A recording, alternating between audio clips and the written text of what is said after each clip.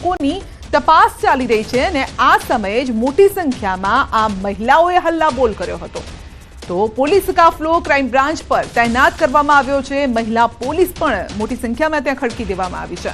તો મોડી રાત્રે ચંદોડા તળાવ વિસ્તારમાં સર્ચ ઓપરેશન હાથ ધરાયું, જેમાં શંકાસ્પદ 400 થી વધુ ઘૂસણખોરોને પકડવામાં આવ્યા છે અને પકડાયેલા તમામ ઘૂસણખોરોને ક્રાઇમ બ્રાન્ચ ખાતે લઈ જઈને તપાસ હાથ ધરાઈ છે।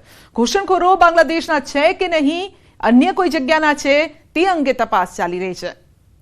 તો તેમના આઈડી ચેક કરવામાં આવી રહ્યા છે। આ બે દ્રશ્યો આપ જોઈ રહ્યા છો। અડધી રાત્રે આ ઓપરેશન કરવામાં આવ્યું હતું, તેના ડ્રોન આ દ્રશ્યો છે, આકાશી આ દ્રશ્યો છે અને બીજા દ્રશ્યો છે તમામને પકડીને હરોળમાં બેસાડવામાં આવ્યા હતા। તેઓને તેમના આઈડી સાથે આવવા માટે કહેવામાં આવ્યું હતું અને તમામ પાસે એ ડોક્યુમેન્ટ જે છે તે સાચા છે કે નહીં તે વેરીફાઈ કરવામાં આવી રહ્યા છે।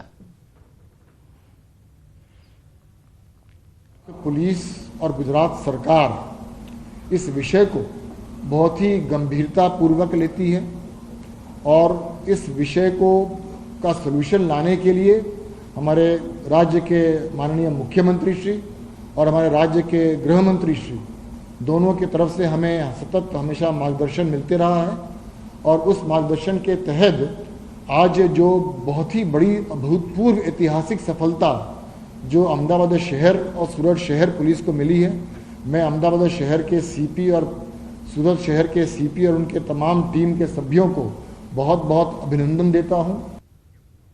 तो आतंकी हुमला बाद गुजरात पोलीस एक्शन मोडમાં છે। સુરત પોલીસનું પણ સૌથી મોટો ઓપરેશન, શહેરમાંથી 100 થી પણ વધુ બાંગ્લાદેશીઓની અટકાયત કરાઈ છે। સુરત શહેર ડીસીબી અને એસઓજીની કાર્યવાહી, શહેરના અલગ અલગ વિસ્તારોમાં પોલીસે સર્ચ ઓપરેશન હાથ ધર્યું। બોગસ ડોક્યુમેન્ટના આધારે ભારતમાં રહેતા પોલીસે મહિલા સહિત પુરુષ જે હતા બાંગ્લાદેશીઓ તેમની અટકાયત કરી છે।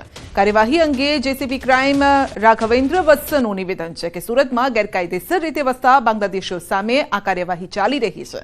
તમામ બાંગ્લાદેશીઓને પરત બાંગ્લાદેશ ડિપોર્ટ કરવામાં આવશે। હજુ પણ જે કોઈ બાંગ્લાદેશીઓ ગેરકાયદેસર રીતે સુરતમાં વસવાટ કરી રહ્યા હશે તેઓને શોધીને કાર્યવાહી કરાશે।